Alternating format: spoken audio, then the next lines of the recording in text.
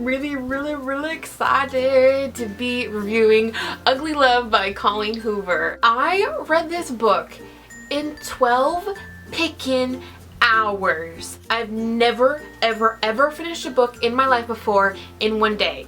Okay, I started it at 3 p.m. and I ended it at 4 a.m. on Sunday, and I made soup in the middle of that. Okay, so like it was less than 12 hours I read this, but like it wasn't one sitting because I can't read a book in one sitting. I mean, I don't know who can actually do that. Like, who reads a book in one sitting? Is that possible?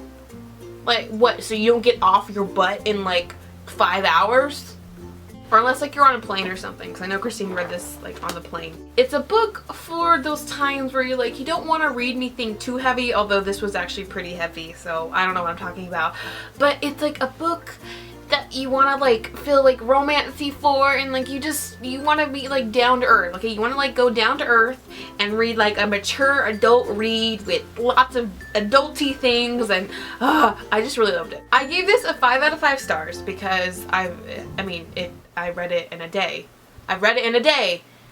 I read this in a day. I mean, you guys get it, right? It's just something I've been craving, I think, because I've just been reading like super sci-fi books, paranormal books, books that take you back to Scotland.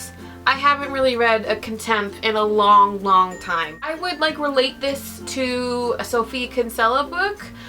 Just Sophia Kinsella doesn't really have those mature themes in there, which I kind of wish she did. Ugly Love by Colleen Hoover is a new adult book, okay? So it's not a young adult at all. It's actually more like adulty romancy, but I think because the character is still technically in college, it's considered new adult. With new adult books, I have to be so careful when I read them, okay? Because new adult books stemmed from Twilight fan fiction. 50 Shades of Grey isn't technically new adult, but it was the book that kind of paved the way for other fan fictions to be published as a book, and they made a new genre because of it. I was super skeptical about Colleen Hoover when Christine was telling me to read her book. I thought Hopeless was like a Twilight fan fiction, so that's why I was like, I don't know if I want to read that book. Colleen Hoover is not a Twilight fan fiction writer, although I'm pretty sure she probably read Twilight, but she didn't get her success from being a Twilight writer. If you guys have read Beautiful Disaster by Jamie McGuire, that was Twilight fanfiction.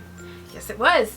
If you have read Wallbanger by Alice Clayton, that was Twilight fanfiction. If you read Beautiful Bastard by Christina Lauren, that was fanfiction. So as you could imagine, I have been super wary about this new adult genre. So I picked up Ugly Love because one reason, Christine, Miss Pullmadame's books, has been telling me that I would really enjoy Colleen Hoover. The book I wanted to start with was Ugly Love. I will probably read Hopeless and Slammed. I actually own Slammed. I really like this storyline. I don't really like the whole like poetic thing. It's not my thing. If you don't know what Ugly Love is, it is her newest release that came out in September. It's about two characters and basically their relationship as friends with benefits. Not really, because they're not friends, but it's more just like benefits with your neighbor. The main character, Tate, moves in with her brother up in San Francisco because she's going to school to get her master's as a nurse. Her brother, Corbin, is an airline pilot. There are these other airline pilots that live in the high-rise as well because the airline owns the high-rise, the apartment building. There's a funny little, like, I guess meet cute, not really, it's not a meet cute, but like there's a funny instance how she meets Miles, which is her neighbor across the way from her brother's apartment, and they kind of strike up this plan that they're gonna be like neighbors with benefits. In every story, this is what I got from Christine, that there's usually like some really tragic past. So in this book, you switch off point of views with Tate and Miles, and you kind of slowly learn Miles's tragic past. There were lots of tears for me. Lots. I cried a lot. I actually really related to Miles's character, not his tragedy that is surrounding, but the tragedy of his life before the big tragedy. I was on Goodreads looking at people's reviews and people who gave it 2 stars because I think you just really have to be in a mood for this type of book. It's a good Valentine's Day book. If you're single and you are super depressed on Valentine's Day, which is going to be me, which I'm sad because I read this now, but if you're like single on Valentine's Day, like read this book. Read it.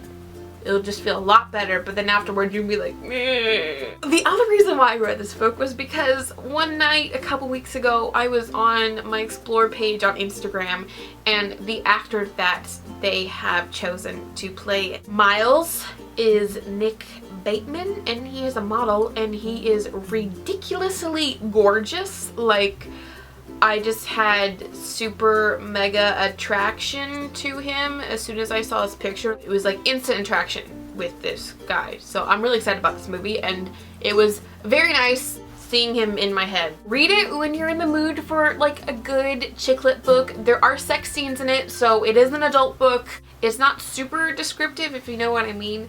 So go into this, ladies, and enjoy it. Now I'm gonna go into my spoiler part of my video where I'm going to talk about all the things that happened in the book. So if you haven't read it, please leave. Just go. Please go. Just you have to read it, okay? Because you have to enjoy it, and you can read it in a day, and then you can come back and watch the rest of this video. Okay, okay, bye, bye, bye. Woo, bye.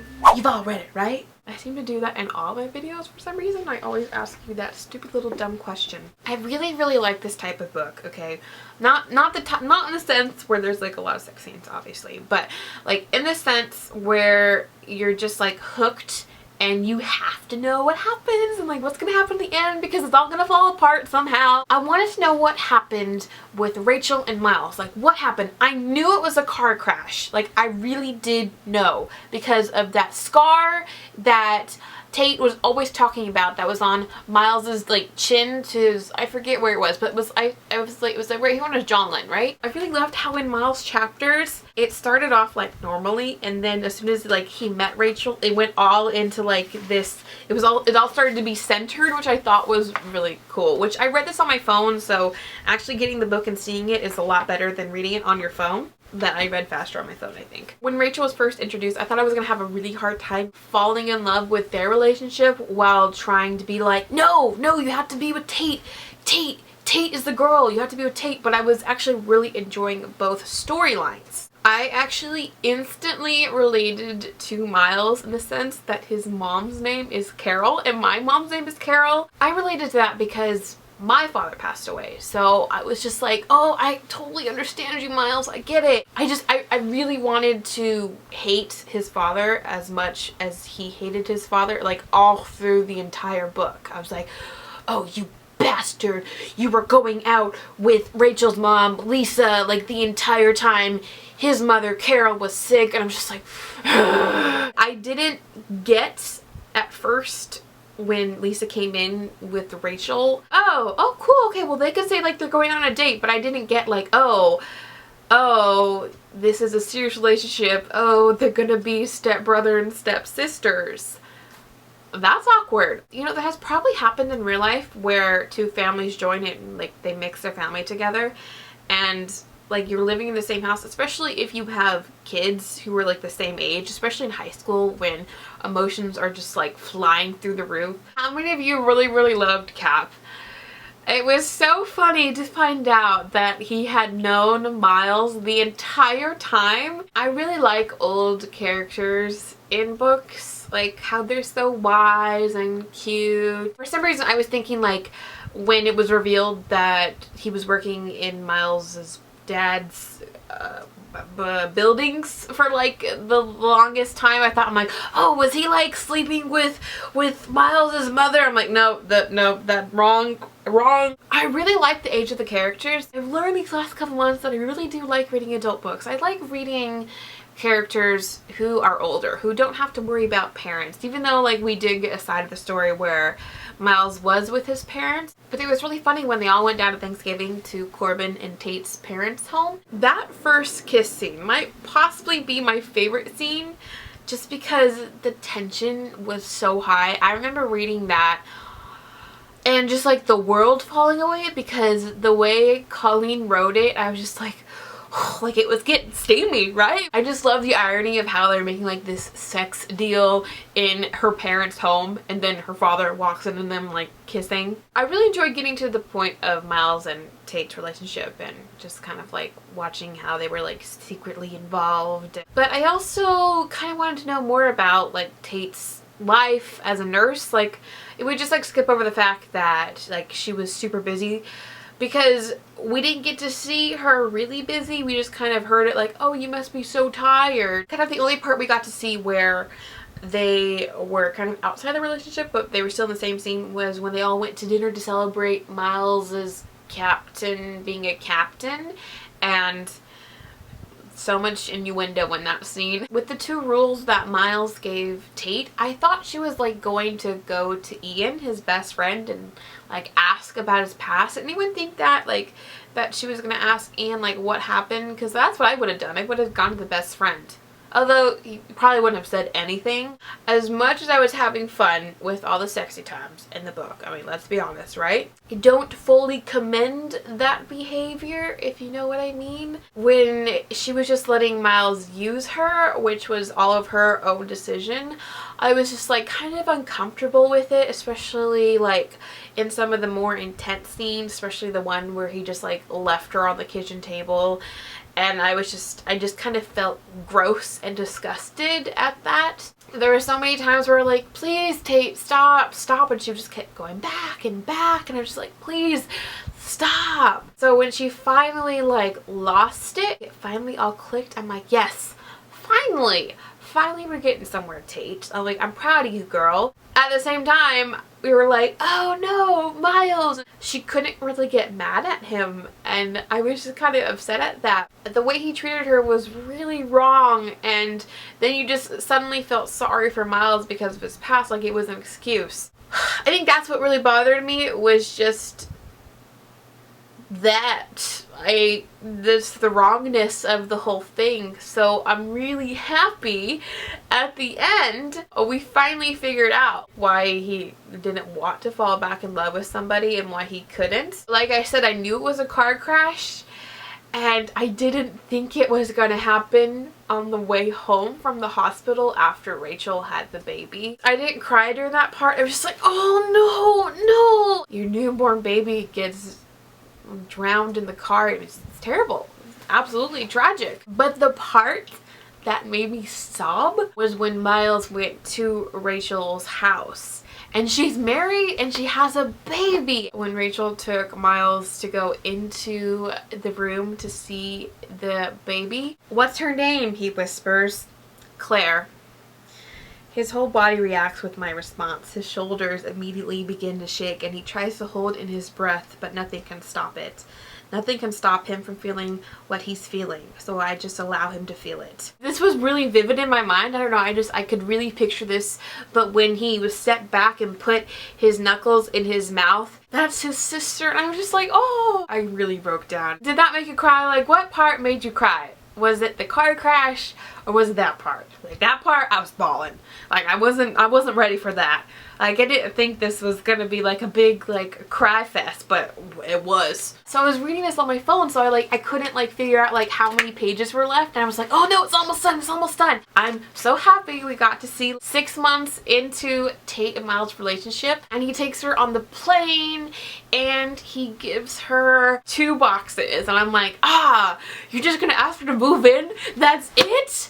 But then he asked her to marry him, and I was like, oh good, everything's right. Everything's right in the world. This relationship is not wrong anymore. I really liked the whole ending and how like it just kind of redeemed everything, and it was so good. Gonna finish this review off with my favorite part, like I always do. My favorite part was that first morning, and Tate wakes up and he's all looking at her like evil, like he's giving her the stink eye. She's all super grumpy. She's like telling him to go away. Normally, if I were to wake up, open my eyes, and see an angry man staring me down from a bedroom doorway, I might scream, I might throw things, I might run to the bathroom and lock myself inside. I don't do any of these things. Super witty. I really did like Tate and how witty she was. And then she gets out of bed. I toss the covers off and stand up, then walk to the door and meet his gaze. Do me a favor and take a step back. Surprisingly, he does. I keep my eyes locked on his until the bedroom door slams in his face. I win. And then we got to see Miles' point of view of the scene at the very end, and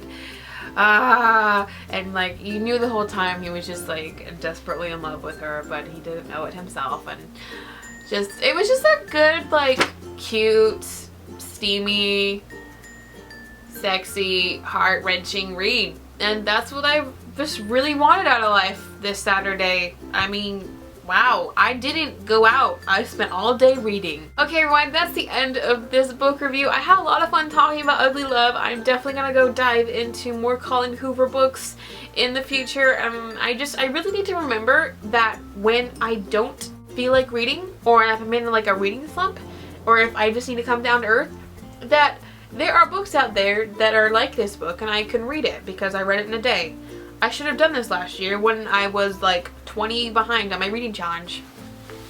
I guess just let me know your favorite part of the book. What's like your favorite Colleen Hoover book? Like, what do you suggest me to read? Actually, please suggest me books like Ugly Love so I can read them. Like, so I'll have like a stock of books when I'm like done with my like sci-fi fantasy books, because this is where I'm at. I love this chick lit stuff. It's my thing. Thank you all for watching. I will see you all in the future. Keep calm and fangirl on. Bye!